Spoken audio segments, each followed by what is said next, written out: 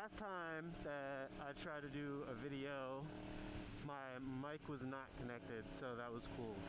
So I had to delete all that footage that I went out and did.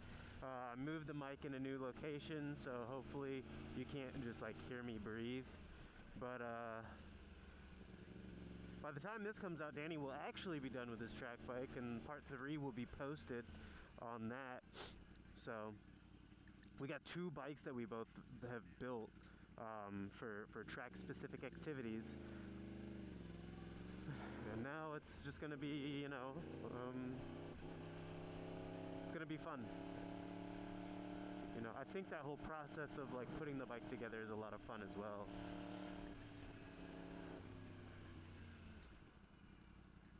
Oh Lord, you could have made that. Hey, do you think that driver's a new driver?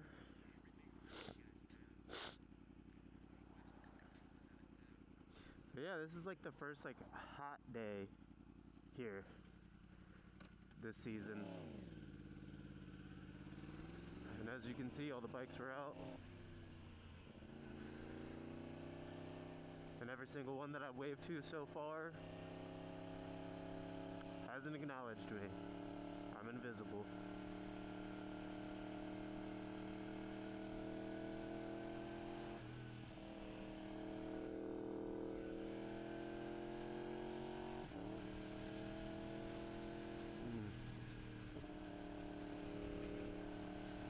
It smells of spring. It smells like cow shit and plants having sex. But yeah, no, I got some new gloves. They've discontinued these. These are the Seller V2s by Alpine Stars. They discontinued them. So I picked up a pair. The last pair that I've had for like 5 years or so. So I figured it was time to get a new pair of gloves. Okay, this person is going like way under the speed limit.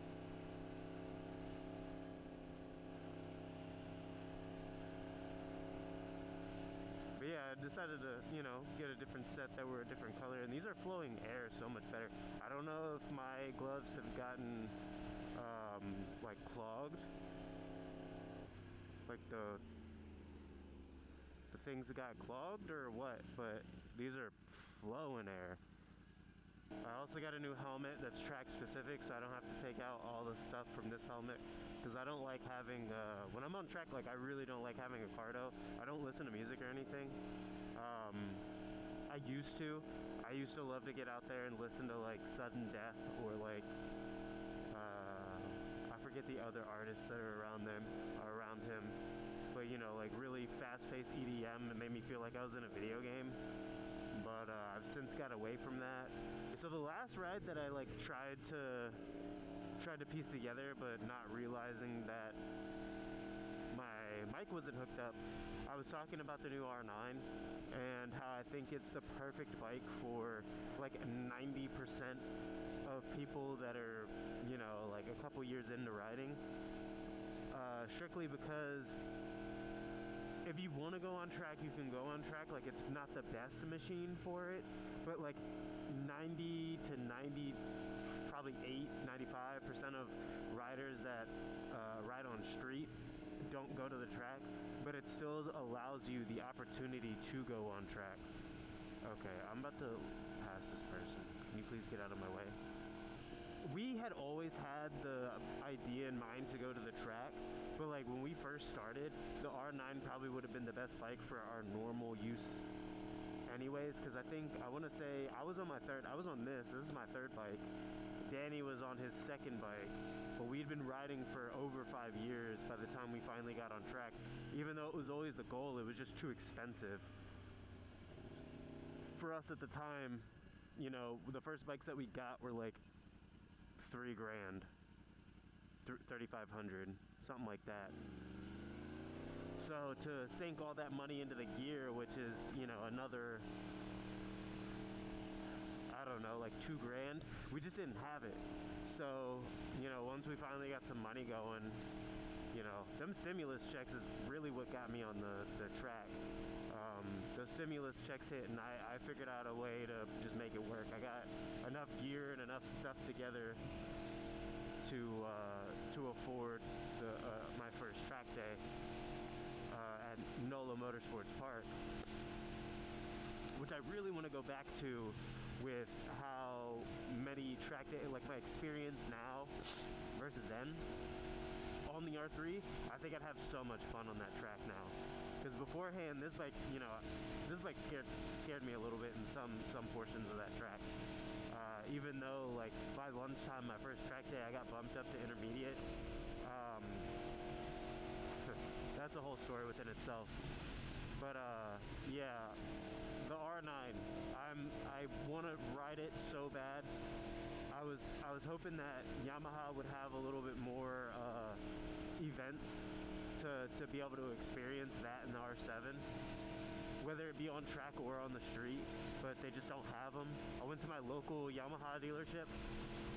This is great news. They sold them before they even got them in. So I think a lot of people are really excited for this bike. They have a bunch of R7s there that nobody's bought yet.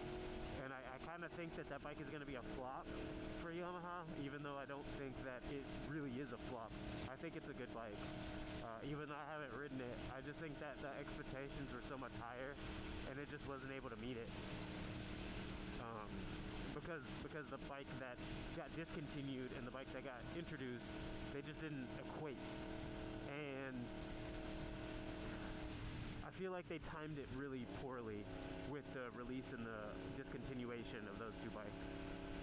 I think that the R9, if they eventually do discontinue the R1, I think the R9, oh shit. I think the R9 will be just fine for a majority, like I said, 95% of people. I just feel like my only issue with that bike is the winglets. I hate aero on bikes. I hate it so much. Like, I want to get a bike that's more analog than this one.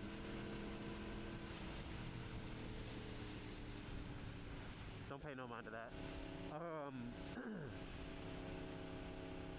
But yeah, I want to get a bike that's more analog than this one. Sometimes I feel like even, just being able to do this kind of takes away from the whole riding experience a little bit. It makes it fun. Like, it's kind of fun to be able to do that.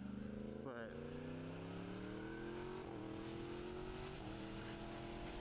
it does take away from the experience. But yeah, the R9, more on the R9. It just seems so good. Like, I watched all the track footage from like Bike Magazine or Bike, damn, what was their name? It's like Motorcycle Newslet or whatever, the British guys, where they went to go ride them in Spain. They were supposed to ride them on Jerez, but the track got flooded, which this time of year is kind of the rainy season, or probably like 2 months ago was kind of like the rainy season for Spain. So, not surprised. But, I mean, it looks sick. It looks absolutely sick. I watched the 650E video. He seemed to really like it. And I'm just excited to see how good it is. Thank you. The last two Harley guys I rode past didn't want to wave to me.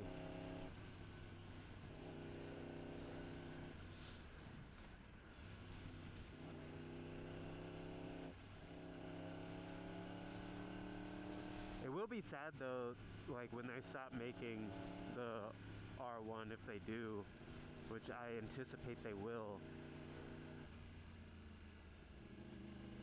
Just because, it's kind of like the two-strokes, like this is like my generation for two-strokes being phased out, the 4-cylinder engine. So I'm pretty sure there's a lot of guys that were upset about that one too. Which I was for a little bit looking into like making a R6 two-stroke bike, because I think they have like drop-in kits, but or getting the 250cc Aprilia two-stroke, because you can get them for like $5,000 and get that as a track bike instead of the R3. But what stops me is the maintenance. Like, I don't want to have to worry about rebuilding the heads every so often, doing the pre-mixed gas. Like, I don't want to have to worry about all that. I like the simplicity of the R3 is so nice. Like, about one tank of gas will last me just about an entire track day. I bring extra fuel just in case. I don't even really think I've had to use it. But I just fill the thing up. I put a little bit of octane booster in there, and she rides. You know, I've wrecked it, and it just doesn't mess with it too much. Does anybody else remember in the MSF when they were like, yeah, some people crash just because they forget to put their feet down? That's absolutely, it's clinical, honestly. Like, who? I want to know. I want to see somebody do that in real life. I don't think I would stop laughing. I'd probably have a six-pack by the time I was done laughing. I'd be laughing so goddamn hard. That's so funny.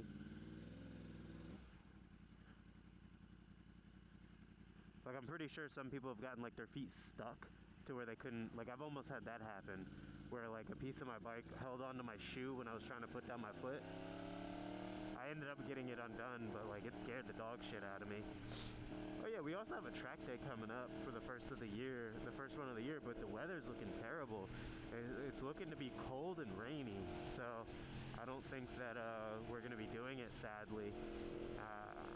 And I don't know when the next time I'm going to be able to do one is, because usually I like to do one every month. I think for sure I'm going to travel to the furthest track day that we've ever done. I'm going to be traveling to the furthest one, I think, in June. Somewhere in between 10 and 16 hours away. I don't quite know which track I want to go to, because there's a couple that I was looking at. Two of them are on the Moto America calendar. So don't want to spoil it, but you know, it'll be a pretty cool experience. Especially since we've only done one Moto America track, and that was New Jersey, which I wasn't too much of a fan of, really. I really don't like the turn that I crashed in. It's just too much going one way. I don't want to be on the right side for that long. I like a little bit more technical stuff, like switching sides of the bike a little bit more often. I know Danny really wants to go back there this year.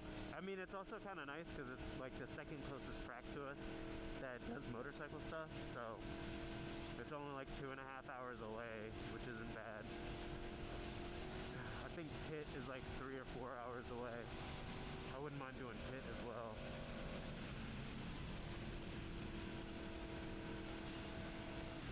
Which every time we've tried to do Pitt, though, it's like, it's either the weather is awful or it gets sold out. Like, there's no in between.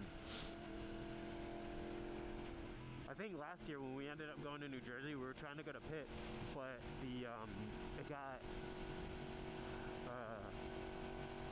sold out. Like, it was sold out like 2 weeks in advance, and we didn't realize it. So we went. Danny got his name on the wait list, and he ended up getting in. But by that time, we had already bought tickets for New Jersey. So hopefully this year we'll be able to get to Pitt. Pitt seems to be like everybody, like, it's between Pitt and VIR from what I've seen and heard from people, that those are their favorite tracks. There's a couple of other ones, but I haven't been close enough to them to hear their experiences of what they like and don't like. Like, for instance, like down south towards like Road Atlanta or Circuit of the Americas, like I don't think I've ever talked to anybody that has ridden those tracks. I think Circuit of the Americas would be like pretty much, but I would love to ride it, but I don't think it would be good for the R3. Like, I feel like, because it has those two really long straights and really, really long sweeping turns. I feel like that track is best suited for like the World Superbike, Moto America, and MotoGP, like top tier bikes. I haven't broken in a pair of gloves in so long, I forgot what it's like, and it's like, it's weird. And I just cut my fingernails, like, big mistake. these things are tight. They're tight, and like the knuckles aren't very flexible.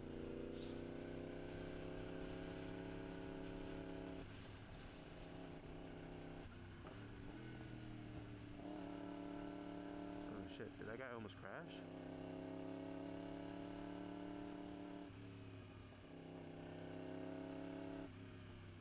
Oh no, he's waiting for his friend. That turn's scary as hell too when coming around it. Like, it's so short, so if you get somebody that's like not going the speed limit, you like look one way, you look the other, and then they're just there. This is another thing too, like when I was watching them like 650E ride the R9, it just looks so easy to maneuver at like lower speed. And like it looked like it didn't mind being at any speed. Like it did just as good as it did at low speeds as it did at high.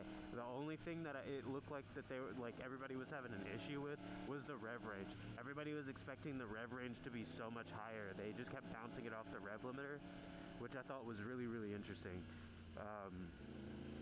I don't know if they're just not used to the noise or used to the CP engines like just being higher up in the rev range, because you know they just sound different. So if you're used to a inline 4 or you know a 2 or something that's not a cross plane, they just sound different. So it makes it easier to understand when to shift by sound. I thought that part was pretty funny. But that goes to another part about appealing to like 99% of riders needing just something that can handle the lower speeds, that normal traffic. Because like this thing in first gear, I hate riding this thing in first gear. It's like, it's so twitchy. It just wants to go fast. Like this bike doesn't get comfortable to ride until you're at like above 50. One of my buddies that also had an R1, he said that about like the only time he was comfortable really riding it was at like highway speeds, just because the throttle, which I did get it tuned, and that did help, but that helped the throttle control and make it smoother, but it's still kind of rough. I noticed that when I was riding the Harley. It was easier to ride at low speeds even though it was heavier, but it's because it's, you know, it's not as rough. Oh, here's some super sport bikes. That's a speed triple, it looks like. Oh no, that's not a super sport. My eyes ain't too good. It smells like I'm close to my destination. Little Gixxer rider. I can't wait to see how they all hold up against each other. Like the Gixxer, I almost called it the Gixxerator. Who calls it that? I think it's I think it might be Yami Noob. With the GSXR 8R or GSX 8R or whatever it's called. The V2. I think they're already racing each other too in AMA. I was watching a couple races last night on some of the tracks that I want to check out, and it seems pretty cool. It seemed, well, no, they had the R7 in there, and the R7 was doing really good. I think the only bike that was beating it was a Suzuki. I think it might have been the 750, which is crazy to think. But like in the straights, it was just cooking. And the 7 in the V2, the Panigale V2 just couldn't keep up. Damn, I could park there.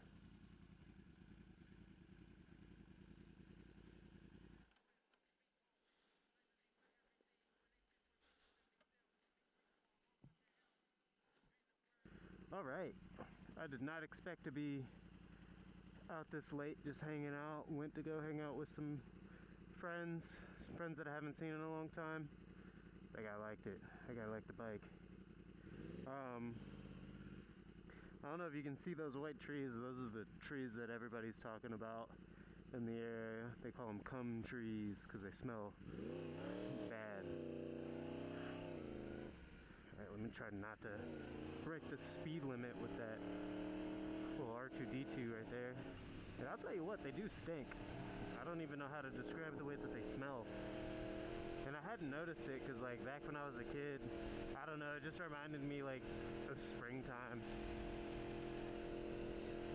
No, everybody wants to call them cum trees now, cream pie trees or something of the sorts. But yeah, no, it feels so good outside. I'm kind of feeling like a brat, you know, a little weenie. I'm surprised that there's this much traffic out here. Like I've been caught behind a car the entire